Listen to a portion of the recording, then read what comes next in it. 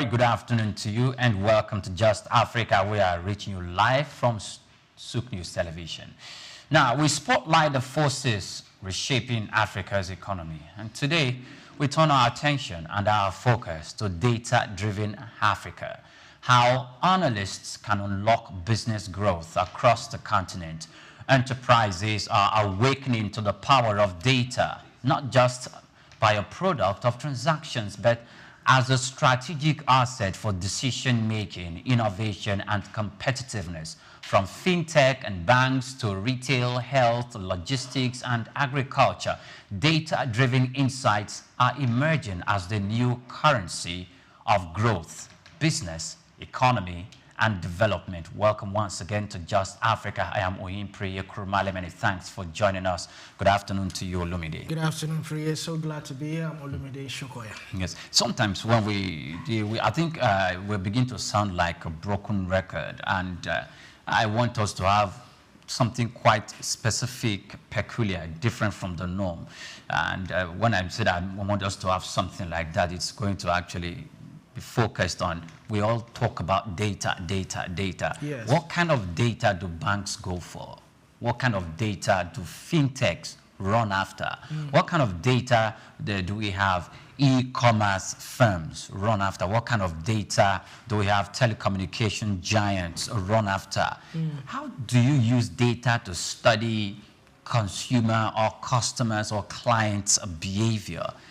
Because sometimes it sounds quite more psychological to me than something that's staring me at the face and something that we need really to engage one another. So our guests will be joining us today. However, I want to know the kind of data that drives business when we come to energy.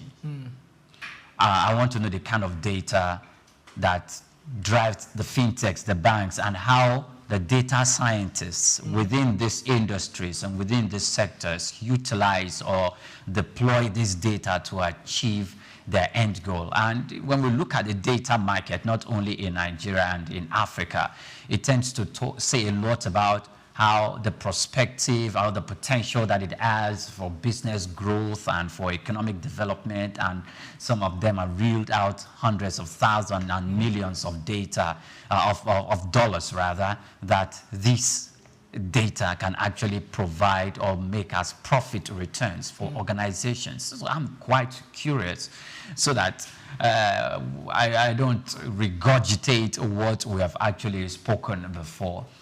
Data is the new gold. Like that's beginning to sound like a cliche, It's a new gold. It's actually the new gold, because for every business idea to come into reality, research has to be done prior to that time. And research relies on what? Data. Accurate data. Because whatever you are researching on, you need data. Whatever target-based demography or whatever, you need reliable data. Now, do you know that for each time you are on social media, for each time you're on, excuse me, on the internet, whatever site you click on, it's been monitored. Well, that's another debate. It's been monitored and compiled together. So Google and the rest of them, they have that information. I think they refer to as cookies and the rest of them. They have that information, which they now sell to other people, advertisers and all that. So it will help advertisers know, for instance, maybe you like sport, so you click on every sports site. That data is accumulated and sold. So when an advertising or a betting company or something related to sport wants to advertise, that data is what they go after. So their adverts or their product is directed to those that fall within that category. Okay, so sometimes one begins to ask questions, because I know that's why some sites, sorry to go to, that's why some sites, when you enter, there's a disclaimer, there's a permission that has been requested that some of your data might be used for something. Do you allow or not? You can decide to allow, you can decide not to allow. It's your own prerogative. Okay. But we all know that the African economy relies more on the informal sector Yes. And the informal sector is the biggest, the informal industry is the biggest of all. Yes. That actually feels, bring in more the more people that are not employed in the unemployed market, consumed and sucked them in. Yes. So when we look at for the African who is into SMEs and he wants to set up a business, do you think they take the pain to go through research? Though it's the right thing to do, but do they take the pain to go through research to get some form of data that'll be useful for their businesses to run on, for them to get or make profit? Do they go through that when they're trying to set up their business and they are making capital expenditures or the assets and what they need to run the business? By the time they put everything together, do you think some of them might be considering going to Google or going to telecommunication giants to want to purchase data so they can use it to study the consumer body language, what the consumer needs and what time the consumer needs it, and how many consumers click on a specific site or a specific product, because each of the time they go visiting the web, those are the things they go out looking for. Is it all SMEs that will have that kind of money to invest in such a market? Now, we have formal research, which is done the normal way. You do your own research, or you hire a research company, you pay them to do the research, and they give you. Then we have the informal research, which is informal based, whereby, for instance, I want to invest in a barbing salon. I would speak to one or two people. That's me researching. Yeah. I could speak to you that I want to go into barbing. Okay, maybe you have a barbing salon. Tell me, what's it like? I could speak to even the barber. That's another way of research, but it's not just the normal way whereby data is collected, you analyze it, and every other, then you give your submissions, thesis, and the rest of them. But some form of research is actually being done. Now, for those in the bigger companies, when you hire the services of Google and the rest of them, they have that data. It's not for you to determine who your product. They would give you the breakdown of where even the age grade, the age demographic. They will give you everything, and they will channel. It's their own data. They will not reveal it to you, but they will just channel it to the right people who needs to see. The same with YouTube and the rest of them. That's why YouTube videos is directed at those who actually want it. That's those who actually frequently listen to a particular type of video or watch a particular kind of maybe sports and the business. They have that. Now, when you talk about data also, I think one of the most reliable data will be the financial institutions. They have, yes, to a large number, we still have unbanked people.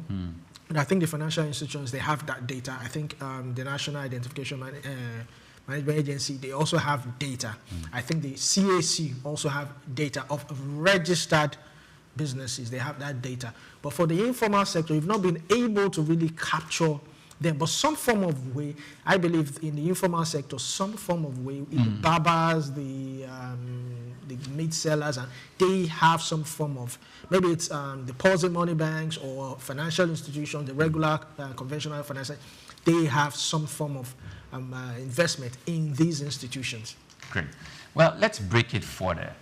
Data-driven Africa, how analysts can unlock business growth, refers to the system or the systematic use of data collected, analyzed, and interpreted to guide strategic and operational decisions that drive profitability, efficiency, and innovation across the African businesses. It means moving beyond intuition-based decision-making to evidence-based strategies powered by technologies such as big data analytics, artificial intelligence, machine learning, and simulation modeling. We already have our guest standing by to join this conversation, but before we introduce him, let's take a breather. When we're back, the conversation continues. It's Just Africa. We're reaching you live from our studios. Do stay with us.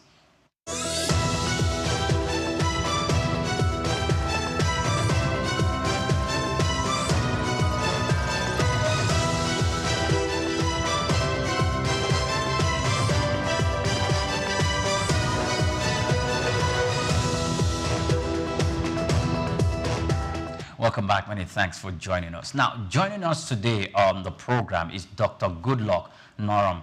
He is the head of Department of Business Administration and director of the Center for Data Analytics and Simulation at Caleb University, a distinguished scholar and practitioner in business strategy and data science. Dr. Norum specializes in applying quantitative modeling, simulation, and analytics to solve complex business and policy problems. His research spans business intelligence, digital transformation, and the role of analytics in organizational competitiveness. He has advised both public and private sector organizations on leveraging big data for growth and efficiency, and is deeply committed to advancing Africa's capacity in data-driven innovation. Dr. Norum, you are welcome to Just Africa. Many thanks for joining us on the program. Good afternoon. Thank you for having me. Great, you're welcome. Now, my colleague Olumide and other people, they've been sounding like broken record. Data is the new crude. Data is the new gold. Data is the new thing. And to that extent, people know I've started running around studying data science. They've been diversifying their career so they can be useful in different fronts. So please, when we talk about data and its relevance to business, economy, and to development, what exactly do you think we're talking about? And what kind of data do you think we are referring to? Thank you. Data is very important. It is very important to know that data, of course, is the new crude, data is the new oil. And the reason for that is because when you look at the previous mainstay of Nigeria, which is oil, you find out that technology has made oil to be somewhat, I wouldn't say irrelevant, but attention is shifting to data. Now, the reason for that is simple. Data drives a lot of decisions that has to be made in business. Data drives a lot of intuition. Gone are the days when businesses run on sentiments or run on emotions. Okay, emotion is needed, but data drives a lot of decisions that has to be made in the boardroom, in the shop floor, in the market. Data is relevant, and businesses should better focus on how to harness this data effectively to influence profit making, to influence market share growth, to influence competitive advantage. And what kind of data are we talking about? We're talking about data that has to do with, for example, consumer data. Sometimes, as a business, you want to understand how many people are actually making use of your product, how many people are actually making use of subscribing to your services. And there is no way you will understand or know about this if you don't have data. All right, if you don't collect data concerning your business performance, your business processes. For example, again, if you look at the media, you find out that the media houses, they want to understand how many people tune into our programs, how many people take decisions or take actions after listening to our program. These are data that they need to drive a lot of insights. So data is relevant as far as business growth is concerned. Okay. All right. All right. So, if I might go forward, how can data, since we have all, or we somehow agreed that data is the new goal, for an emerging investor or entrepreneur, how can he make maximum use of that data to maximize profit, to increase his profit out or his output, basically? So I didn't get you well. You were a little bit, your voice was a little bit low. All right, so I'm saying for an emerging entrepreneur or an intending entrepreneur, how can he maximize the use of data for maximum profit? All right, of course. You have a business idea. You don't just want to run into establishing that idea. You want to understand this area I am delving into. What is obtainable there? How many people, how many businesses have been there before? What are their progress like? What are their success rates? You want to find out what is it that has been done before in this area, and how best can I pitch in my tent? And what can help you make such decision is your data. If you don't have data concerning the sector, concerning the area that you want to delve into, there is no way you're going to be making sound and informed decisions that will help you to maximize the potentials of your idea. So, as an entrepreneur, it's always good to study the terrain, study the environment. How many customers can I get from this area? How many possible opportunities are existing in this area? What is the data saying concerning customer problem, concerning customer wants, concerning consumer preferences? You need to have a lot of this data at hand before you can make any decision. Otherwise, you find yourself making decisions based on intuition. And intuition is good, but most times intuition don't get you the profit you want. Intuition don't get you the market share you want. Rather, it is how you use the data available, all right, how you harness the data available that can help you to make, much in terms of the profit that you are looking for or the market share that you are trying to harness eventually. Okay. All right. Sorry. Going further now, let's look at the informal sector. First question: do you think that data is really important to the informal sector? I'm talking about the Emeka who sells spare parts, or the Nkechi who has a salon, or a person who has a barbershop. How can they utilize this data? Some of them require word of mouth advertising or recommendation, whereby one person goes and says, "Oh, I've traded with this person, I've done something with this person, he is good." So most of them rely on this kind of advert. So how can they utilize, or is it actually useful to them, the informal sector? The informal sector would be able to harness data properly if they follow these guidelines. And before I give those guidelines, I want you to let me take us back a little bit. And it still happens today. I remember back then, a small provision store, you found out that every transaction made, there is always this higher education note that is ruled with, okay, this item was sold and this is the amount it was sold, and maybe this is what is left. Now, the truth is this: all this put together, at the end, you find out that they analyze their sales at the end of maybe the day, they analyze per week, they even go ahead to analyze per month, and that gives them an idea of, okay, the next time I go to the market, these are the goods that I need to buy. Now, that is data, even though it is in its raw form, in its crude form. So the informal sector, they still keep data. Maybe they just lack the understanding of technology on how to harness that data properly. And that's why businesses today who are maybe in the other sectors have resorted to making use of what we call, of course, we know the Excel sheets to keep a lot of this data. Now, how can these people harness this data? It's very simple.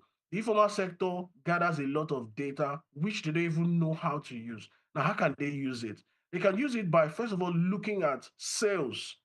How much of sales were made today?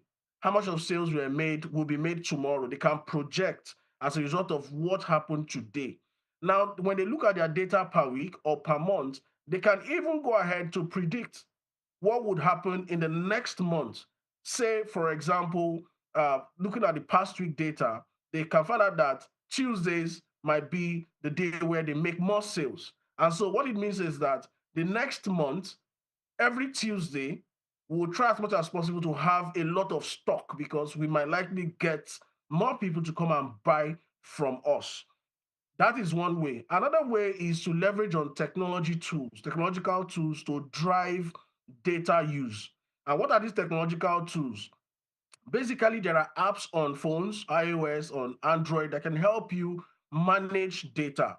There is artificial intelligence. Every phone right now has the artificial intelligence capability. So small businesses can leverage on that. Your chat GPT basically is a strong tool that can help you analyze whatever data, whatever information you have, all right, in order to make the next decision that you want to make. So the informal sector gathers a lot of data, but then there is need for them to understand that there are tools that can help them harness this data properly to make the next big decision.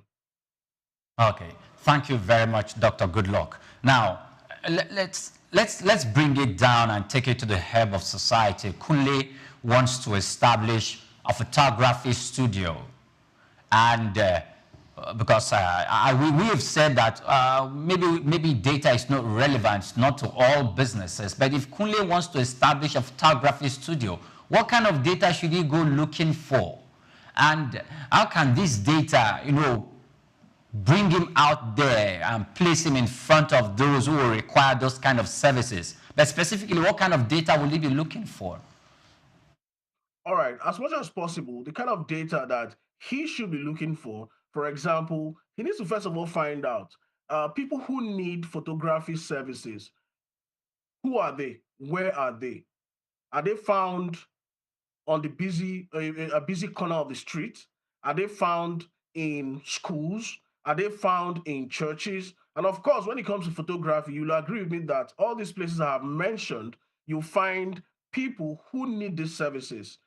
How many people are having weddings every weekend? Kule needs to find out all of that. Where is the location where weddings happen most? Maybe in Lagos. All right. Kule needs to find out all of this information. That will help him to be able to come up with a brand promise or a unique proposition that he can leverage on to serve these people that are within his audience target. Okay, so it's very important. And how can he do that? He can find out all about this from his WhatsApp status.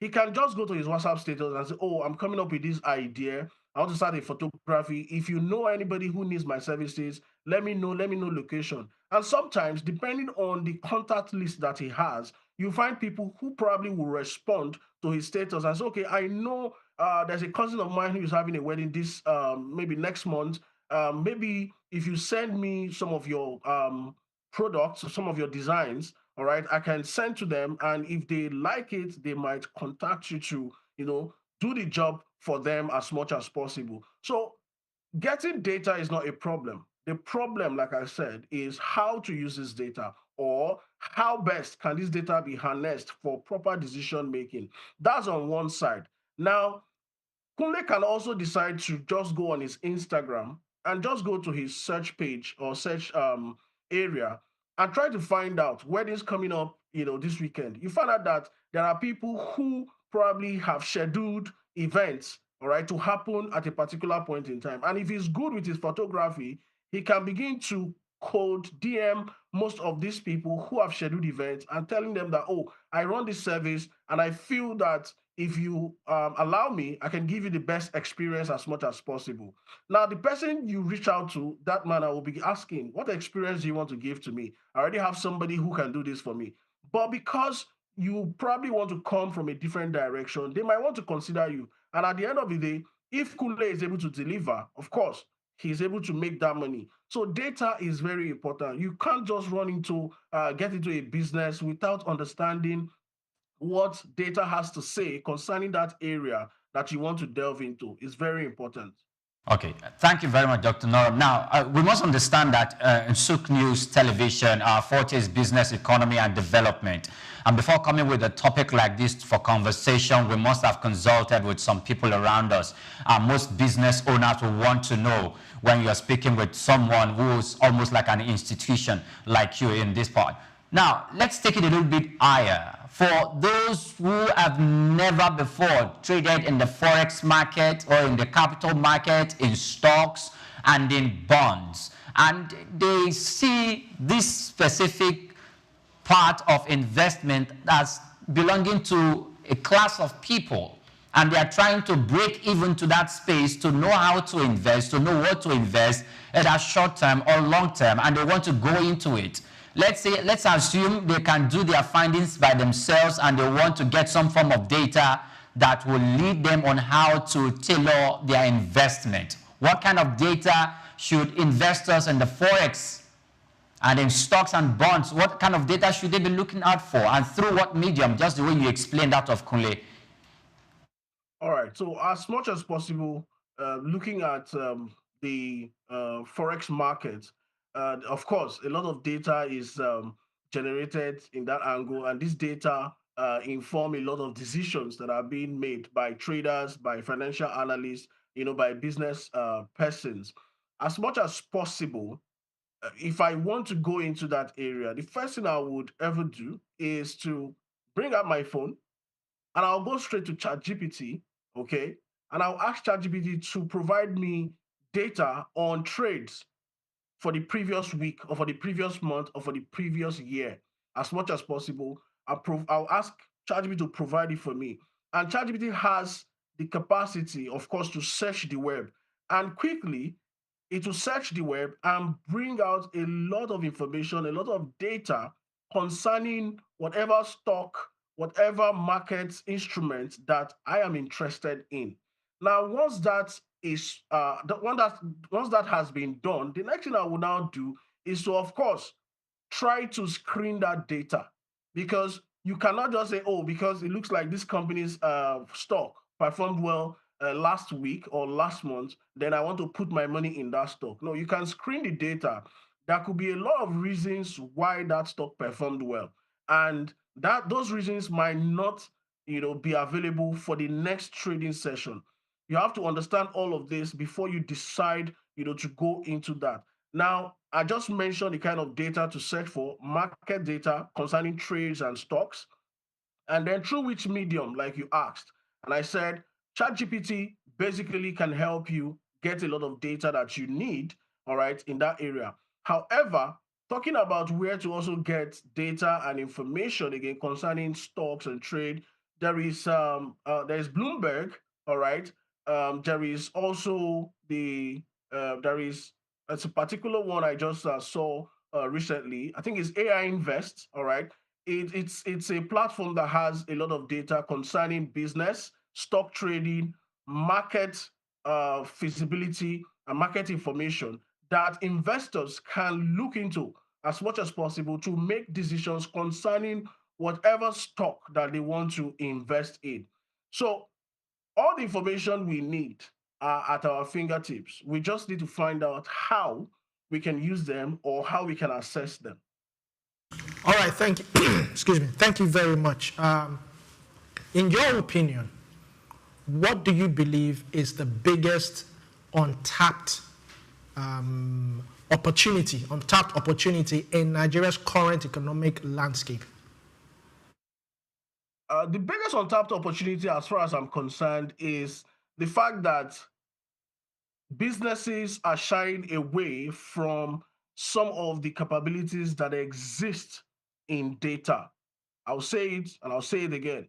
Some of the opportunities that exist in data, some of the financial technology companies that are doing well today in Nigeria, they are able to do well because they found a better way to harvest and harness data.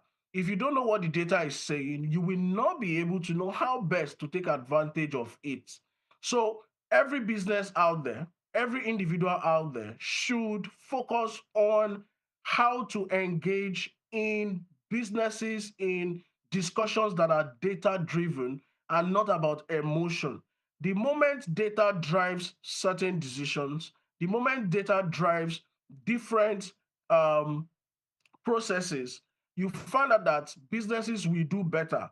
Now, when I mean data, I'm not just talking about data on, oh, customer behavior or how many sales can we make based on projection. No, there is also need to understand the business environment. A lot of businesses that have failed have not done well to understand the business terrain where they operate. And so when there is a policy change or when there is a huge competitor move, they are swallowed up.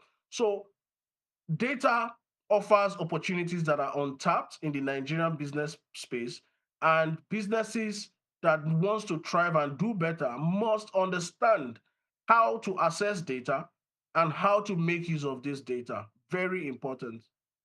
All right, thank you very much for that. Now, when making major decisions, what major data gaps do investors, federal governments, ministries, departments, what major data gaps do they face in making decisions in Nigeria? When it comes to data, okay. What? Second question, please. If you wrap this up in 2 minutes. Second question. According to World Bank, Nigeria ranks low in the ease of doing business. So my question is, how can data help solve this barrier and bring possible solutions? Okay, good. Data gap. You find out that the challenge in accessing data, as far as Nigeria is concerned, and some businesses, is what we have always talked about over the years: infrastructure. It's a problem. Infrastructure is a huge challenge when it comes to accessing data, because accessing data is one thing, and storing data for future use is another thing. So, infrastructure is quite a challenge, and that causes a huge gap in data capture. So, for example, the basic barber on the street wants to try as much as possible to, of course, keep records of whatever customers that patronizes him. But you find out that this same customer has to spend money on buying fuel. He has to spend money on buying, different whatever service, whatever materials he would need for his job to be done properly. Now, electricity is a challenge for him. Companies have struggled with infrastructural deficit. Roads are bad.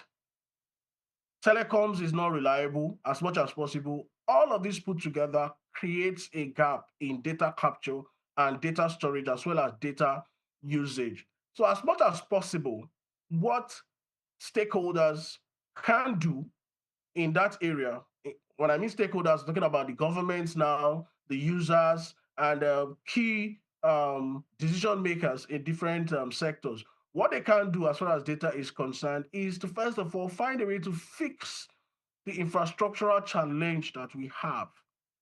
Once infrastructure is fixed, it is easy to gather data, store data, and harness that data for effective decision making. So when it comes to data, data is not left for private businesses alone. It's not left for private sector organizations alone, but even the government, the public organizations also have need of data. So if from the government side, infrastructure is fixed, well sorted out, then it is possible that data can be captured properly for effective use.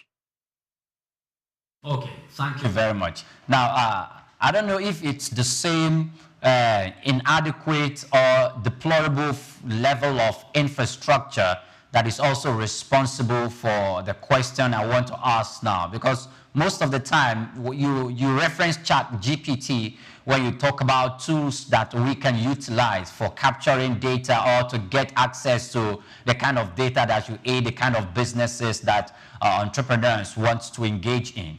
The reason why I'm asking that is because when you ask ChatGPT some kinds of questions, the kind of answer that it gives back to you is the kind of answer that business people in America should have access to. It's the kind of answers that people in the UK, people in Australia, or people in China should have access to. But when we talk about Africa, we see that the weather in Africa itself is peculiar. The business environment in Africa itself is peculiar, and even the laws that govern business interactions within the continent of Africa is peculiar. So some of the information that you request from ChatGPT or some of the tools that you mentioned may not give responses that is peculiar to solving the kind of challenge that business people go through in the continent of Africa. Is this also related with issues of data capture, insufficient infrastructure, or Africans, do we just have to go build our own kind of chat GPT? All right. So there is no need reinventing the wheel when it comes to this. I know that sometimes ChatGPT could hallucinate, if I use that language, and sometimes ChatGPT gives you a caveat that, oh, it can make mistakes, so whatever you need to fact check whatever it supplies you and all. Now, the truth is this: there is a way you can use that platform and you still get as much as needed information that will help you to make decision. But does it mean that you should rely on it 100%? No. You can fact check whatever it gives you.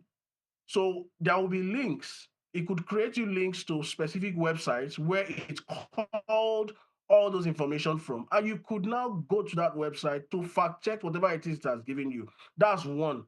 Two, we don't need to create our own chat GPT before we can say, yes, we have done well as Africans. No. All we just need to find out is fix what is beneath. So, what is necessary that can help us get the right information? We should fix it. And I keep saying it. Infrastructure is one. Two, technology literacy is another point. We need to train ourselves on the use of technology. We need to train ourselves how to be technologically fit so that we can be able to provide data, we can be able to store data that will help to harness information or that would help to contribute to decision making tomorrow. So, as much as possible, infrastructure is part of it, technological literacy is also part of it. What are our schools doing when it comes to AI literacy, when it comes to technological training? What are the universities doing? We need to try as much as possible to fix all of that. My job at the Center for Data Analytics and Simulation in Caleb is to harvest data, is to collect data and store this data for information. Sometimes we want to understand what is the data on student satisfaction, and we can pull it out and we say, oh, this is what the data is saying according to student satisfaction. So don't get me wrong. I'm not saying ChatGPT will give you all the information you need as far as Africa is concerned, but if used very well, if used properly and not generically, it can give you what you need and what you can leverage on for proper business decision making. It is very possible. It is possible. Thank you very much, Dr. Good luck. Now, let's go on a break. By the time we come back from this break, we will be talking about data harvesting, like you said, which is part of the job, your job at Caleb University. And also, we are going to be talking about the educational industry, both the public schools and private schools. What is machine learning? What is a simulation? What is the AI? Have we, inculcated it into the curriculum of the Nigerian or the African education system? And if we have not, what are we waiting for? We'll be back after this moment, and Dr. Goodluck will be here to take us further in the conversation. Do stay with us.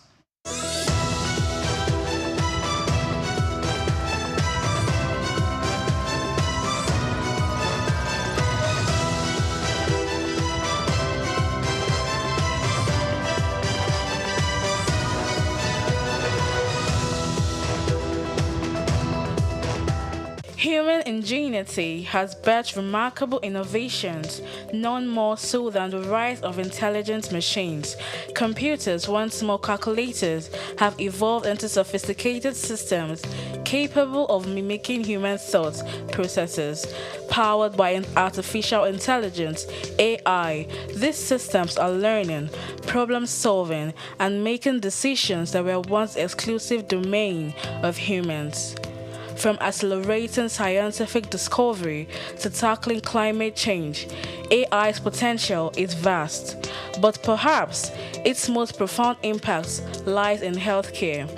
Artificial intelligence, AI, it's no longer a futuristic concept. It's here with the potential to revolutionize patient care, diagnosis, and treatment.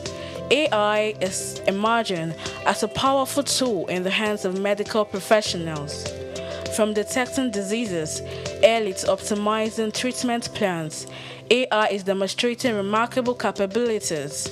It can analyze vast amounts of medical data to identify patterns and predict outcomes, aiding in more accurate diagnosis. Also, AI-powered robots are assisting in surgeries, improving precision, and reducing recovery times. However, despite its promises, challenges persist. Concerns about data privacy, ethical implications, and the need for robust regulatory frameworks are hindering widespread AI adoption. To fully unlock AI's potential in healthcare, collaborative efforts are essential. Healthcare providers, researchers, policymakers, and technology companies must work together to develop and implement AI solutions responsibly. By addressing ethical concerns, investing in AI research, and creating supportive regulatory environments, we can accelerate the integration of AI into healthcare and improve patient outcomes. Joy Chuma, Souk News.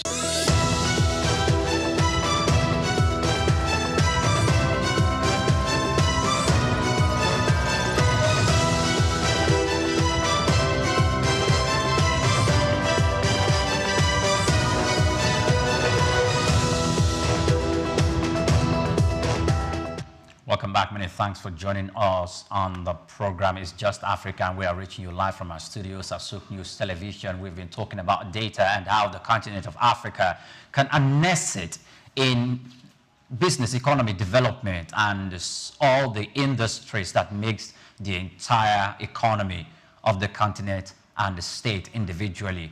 We have Dr. Goodluck Norum, is the head of Department of Business from the Caleb University. He's more like a data scientist. He's more than that, I think. Many thanks for joining us once again, Dr. Goodluck.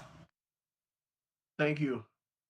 Much welcome. Now, let's talk about education. And I'm glad that you are in that space. Do you think we should be waiting until we get to tertiary institutions before we start talking about data as a course, or before the young minds who are more techie the way they are, more than the young people 20 years ago? Do you think we should wait for that long, or it should be brought into our education space from primary school or secondary school? All right, so we don't have to wait. That's my response. We don't have to wait until it is university time or tertiary education period before data should be talked about. Data literacy should start at the early stage of education. Children nowadays, kids nowadays, they even know a lot of things on phones that you don't know about. They know how to navigate a lot on their parents' phones or maybe their brothers or sisters' phone as much as possible. So if those kind of potentials are existing, then there is no need for us to wait until the university age before we begin to talk about data literacy. It has to start from the early stage. All right, thank you very much. So, talking about data harvesting, in your own view, how is Nigeria, or how can Nigeria leverage big data for economic planning and, of course, policy decisions? And second question, how reliable is data from government agencies such as the Corporate Affairs Commission, the Central Bank of Nigeria, and, of course, the National Bureau of Statistics? All right. So thank you for that question. When it comes to big data, of course, it's called big data because it's massive data that have been generated for a period of time concerning different variables as much as possible. So there is no best way to categorize it than to call it what? Big data. Now, data is essential as far as businesses are concerned. And so big data comes into play here because it has the capacity of having information on different variables, on different parameters that are of relevance to individuals as well as businesses. So, talking about big data, massive data can offer businesses the advantage of understanding what the market is saying. It can offer them the advantage of understanding what the policy, all right, is saying concerning whatever variable or whatever parameter of interest as far as they are concerned. Big data is very, very key. Big data drives a lot of capabilities today. Talk about Internet of Things. What is making IoT very, very functional and possible today is because of its capacity to leverage on big data. Now, bringing it back home to Nigeria, talking about data harvesting, it is very, very possible to harvest data from different sources in Nigeria. You have public data sources such as the Nigerian Population Commission. You have the Nigerian Bureau of Statistics as well. And I think there's also the Lagos Bureau of Statistics, where social data on social welfare, social issues can be, harvested from as much as possible. And there are also some, reliable data sources as well that businesses can leverage on. For example, there is Data Fight, all right, that tries as much as possible to provide data from the private perspective. Now, the question now is simple, just like you asked. Can we rely on this data? And you mentioned CAC as a case in point. Well, these are agencies that have been commissioned by the government, all right, to handle specific tasks. CAC relies so much, CAC focuses more on business registration and company formation issues. Now, we can rely on the CAC. Recently, CAC published a long list of, I think, businesses that are not registered or that are not properly registered. Now, that is data as far as we are concerned. Now, if as a customer or as an individual, you check through that list and you find that there is a business on that list that you have been dealing with, what it means is that you will start thinking of how to cut your ties with that business. Okay, so we can rely on them as much as possible. We can rely on them. The only challenge I have is that there should be more support. There should be more initiative towards gathering data based on these different from these different agencies. We can rely on them, but support is needed from the government to ensure that all the necessary equipment, all the necessary devices that each of these agencies need to function properly are provided so that it can improve their data capture capacity. And then, of course, it can also improve their capacity to make data available to the public for use. Okay, thank you very much, Dr. Noram. Now, let's look at it from different aspects. My colleague has named a few ministries, departments, and agencies that have been saddled with the responsibility of, accessing data, storing data, and making use of those specific data when the need arises. Now, if we look at the functions of the local government, the state government, and sometimes including the federal government themselves, there are agencies of government that function at the level that they're supposed to get data. For local government, if they saddle with the responsibility of getting the birth rate, the death rate, when people give birth in society at the local clinic, they do registration there. And also, they're equally saddled with the responsibility of getting some form of tax from locally registered businesses at the local government level. Now, it doesn't seem that they are adding up when we seem to put that side by side with how much they generate for the governments at the different levels, either at the federal, the state, or the local government level. When organizations like external auditors want to investigate the process for us to have the true picture, how do they go about it? Because they go straight to these MDAs who might give them the same information, and there's this round tripping, and there is no extra eye watching. How can we get past these loopholes? Thank you for mentioning the extra eye. The extra eye thing is very important.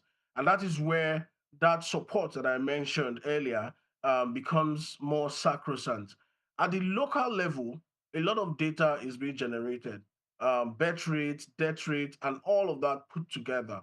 But the question is, and then the issue of collecting even levies from locally registered businesses. But the question is this: is there a mechanism in place to check what is recorded and what is logged on, maybe to a central system at the end of the day?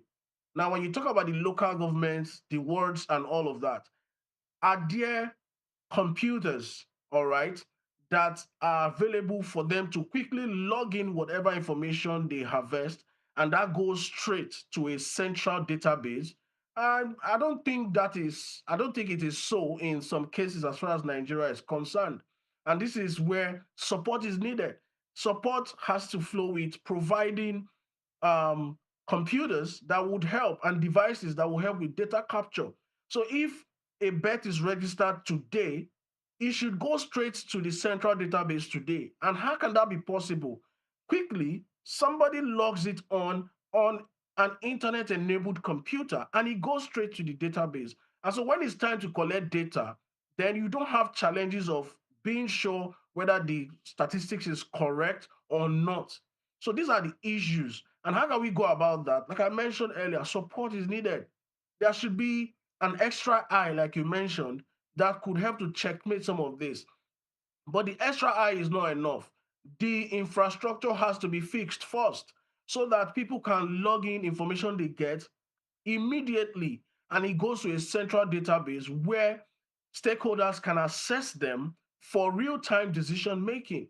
It is possible if we decide to make it work. Yeah, okay, fine. Now, what is machine learning? They said artificial intelligence. Everybody seems to bandy the word around AI, AI. What's machine learning? What's AI? What's the data simulation exercise? And how relevant is it to data harvesting, data accessing, data creation, data storage, and the utility of data? Thank you. When we talk about machine learning is nothing other than trying to teach systems, all right, how to learn, teach systems how to do things based on data available. You harvest data, and let's say the activity you are doing is a repetitive task. You can actually train an algorithm that will understand how to do that task over and over again based on the data that you're able to feed it. And that is nothing more but machine learning. These algorithms, they are machines. And then the process where they get information or where they get trained from data is where, of course, we refer to as the learning. For example, you log on to Netflix or you log on to your favorite food app, and based on your user history, based on your history, suggestions, personalized recommendations are presented to you. Now you begin to wonder, okay, it's because of my use history. That is why these um, opportunities, I mean, that's why these alternatives are popping up because of my use history. Now, that's machine learning. How is it possible? The machine has been trained to learn from your activities on the app or on the website. And so, from your activities, previous activities on the website, recommendations can be made on the kind of movies you may likely watch or the kind of product that you may likely buy. So that is what machine learning. On the other part, when you talk about simulation, okay, simulation is nothing more than trying to create a virtual representation of an ideal system. So the reason for simulation, pilots make use of this, aviation companies, and then even the naval forces, they make use of simulation as so much, where they try as much as possible to create virtual ideal situations, all right, and then allow their pilots to train in this virtual environment. Now that's simulation. So simulation is simple. It offers the advantage of trying out new ideas, trying out new possibilities without losing a lot of resources. Imagine what could have happened if there was no possibility to simulate an idea. You just waste money, you waste resources, you waste time. But if there is an environment for simulation, and then you bring an idea and it is simulated. Now, why it's being simulated, what is being checked for is what works, what doesn't work, how can we improve on what does not work, what are the challenges that may come up if we go this direction. Now, simulation allows you to be able to solve all of these problems, all of these challenges, so that when the real product, in case of a business now, so that when the real product is launched, some of the challenges that might be encountered would have been provided for in terms of solution previously based on the simulation. Talking about planning cities, planning urban environment, flight simulations, and all of that, it is possible through simulation. So rather than waste money, waste resources, it's always encouraged to have a simulation lab or a simulation process where all of these ideas are tested before being pushed out in the real world. And then about, of course, artificial intelligence is at the core of all of this right now as we speak. So machine learning works well because there is an algorithm that is ready or that is being trained to begin to think like you or begin to learn from data. And that's artificial intelligence. So the intelligence is not coming directly from you, it is coming from data that has been generated previously, but the machine is trained now to make use of that data such that when that machine encounters similar situations, similar environments, it is possible for it to make split-second decisions. That is what we have on Tesla cars, as well as different robots that are being used in the advanced world to offer services, to make deliveries as much as possible. So artificial intelligence is just that extra intelligence that is obtained from robots or from machines as a result of training and simulation. All right, thank you very much.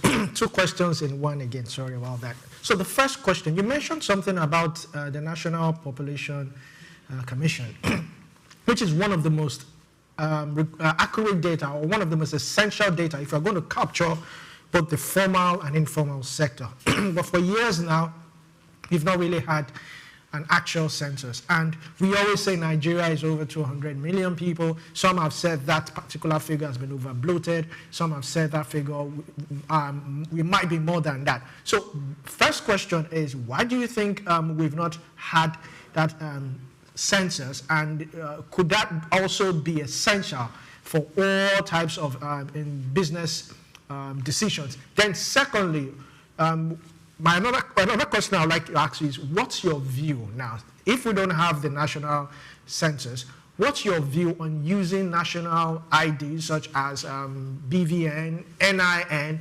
in making certain business decisions or for social welfare programs? All right, thank you.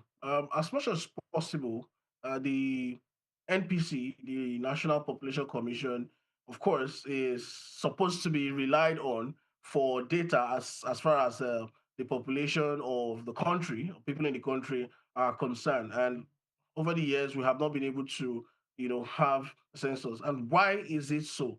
For me, I may be wrong. The reason we've not had census over the years of recently is because Nigeria in itself is not even ready.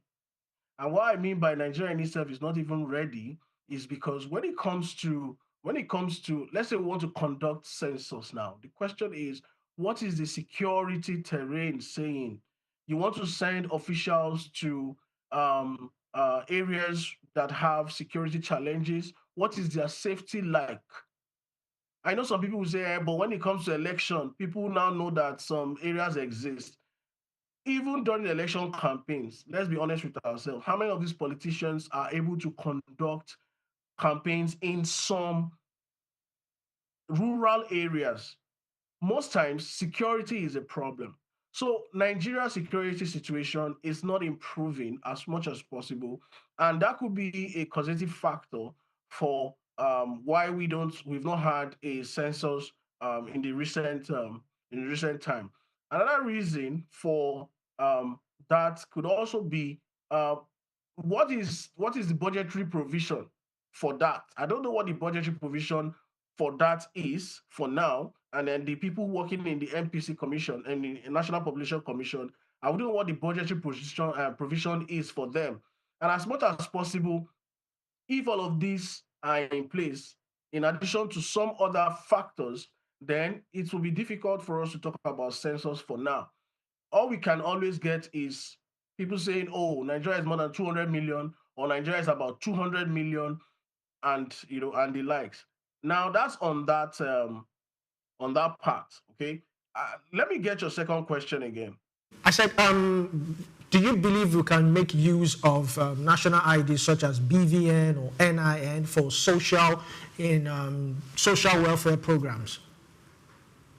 You can, but there is a limit to that. And why I'm saying there's a limit to that is because it is not every Nigerian right now that has a national ID card.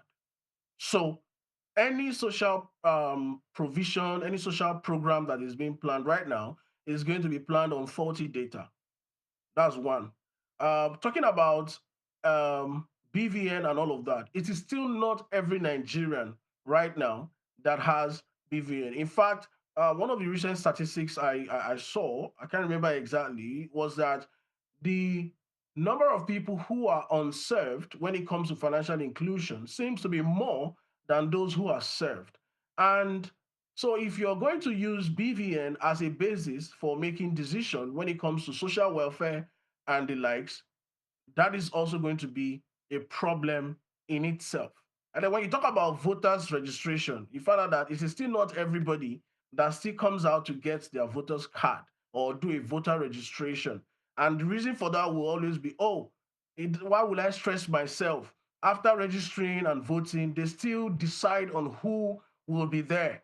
Our votes don't count. And all of these factors put together try as much as possible to repress people, suppress people from coming out to engage in some of these civic responsibilities. So we can't rely on them 100% for now. Thank you. Thank you so much, Dr. Goodluck Noram, for your time with us. Dr. Goodluck is the head of Department of Business Administration and director of the Center for Data Analytics and Simulation at the Caleb University. He's a distinguished scholar and practitioner in business strategy and data science. Thank you so much, Dr. Noram, for your time with us on Just Africa. Thank you so much. God bless you. You're welcome. Now, Olumide. Yes. I like this conversation. I didn't want it to actually end. I even wanted to ask him, so what is the most accurate data for social welfare programs? Yes, because if NIN and BVN cannot work, can't work or would not suffice, yes. Then what else are we looking at for?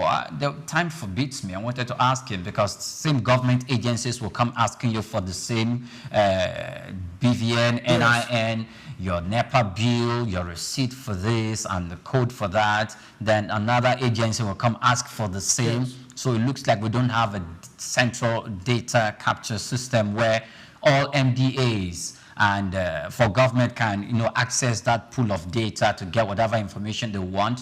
And for the private sector, of course, they can get permission from the government agencies for them to equally access same.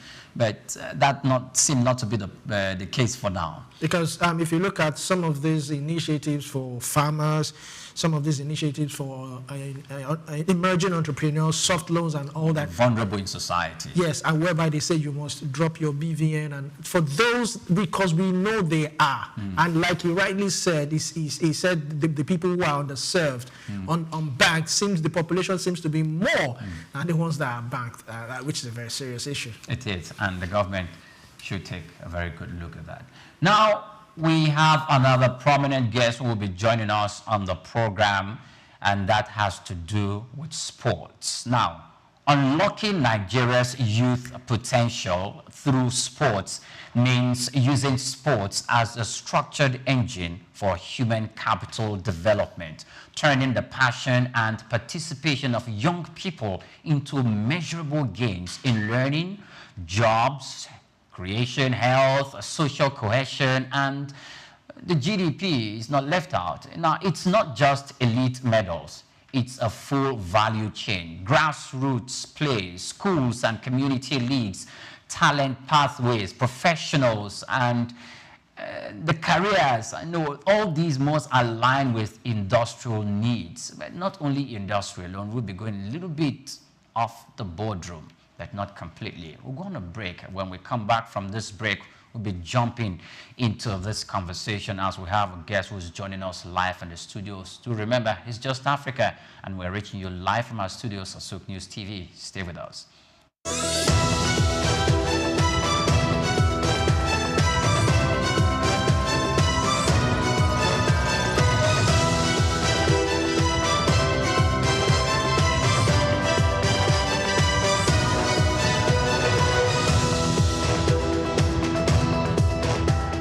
Augmented reality (AR) is a technology that merges computer-generated images with the user's real-world view, creating a composite experience. This interactive experience integrates various sensory modalities, such as things you can see, hear, and even feel, making the experience interactive and immersive.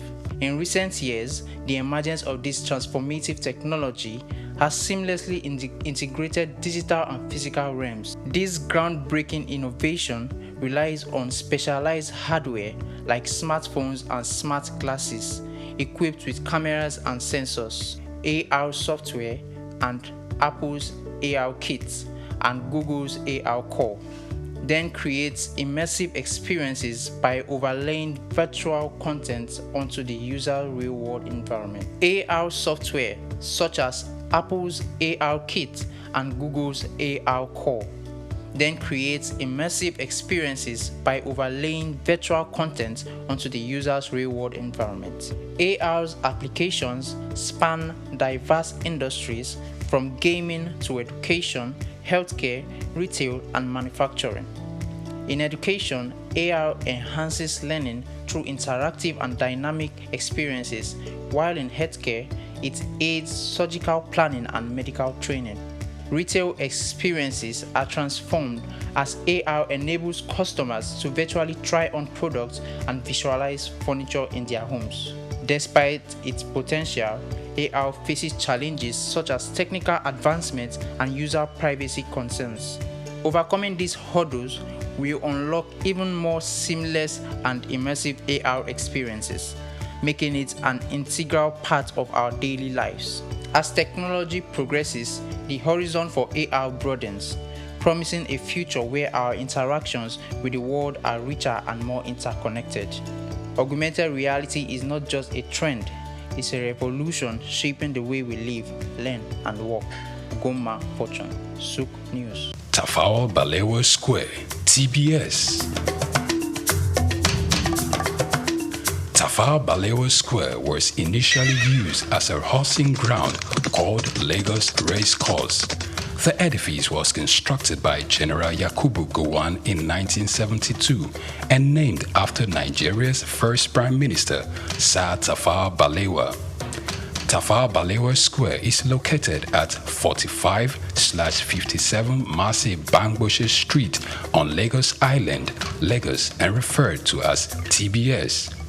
TBS is a 50,000-seater capacity venue and houses the Remembrance Arcade, the 26-story Independence House, which at a time was the country's tallest building.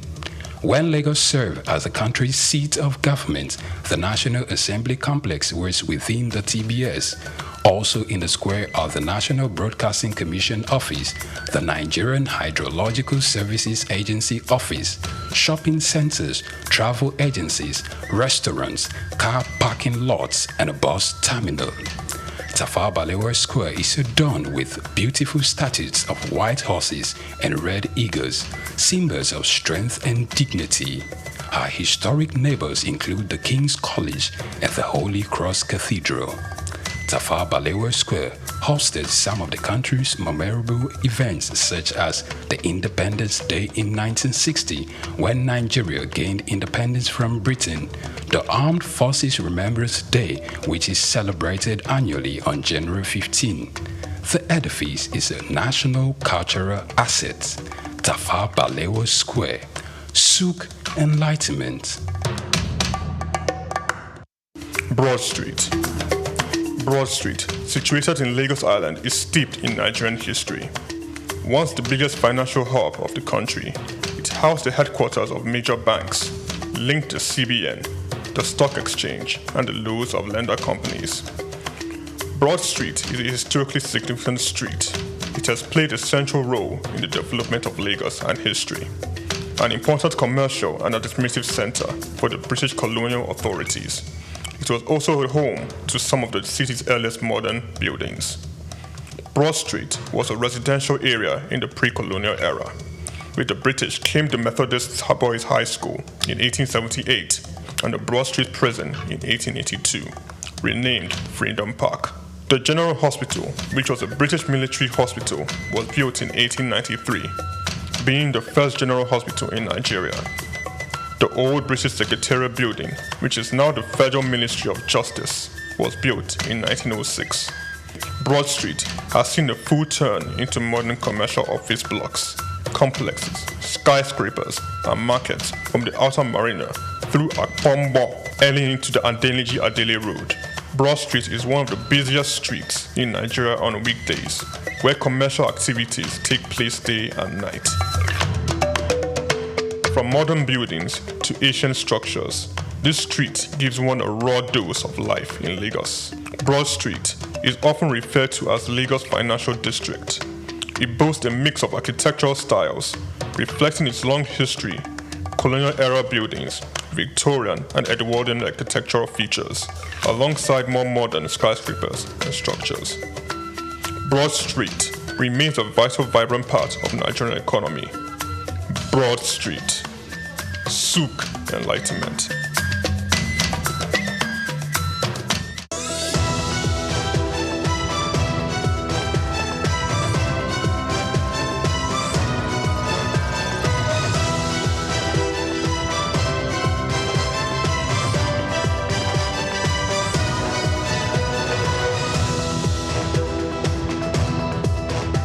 At the African Development Studies Center, ADSC,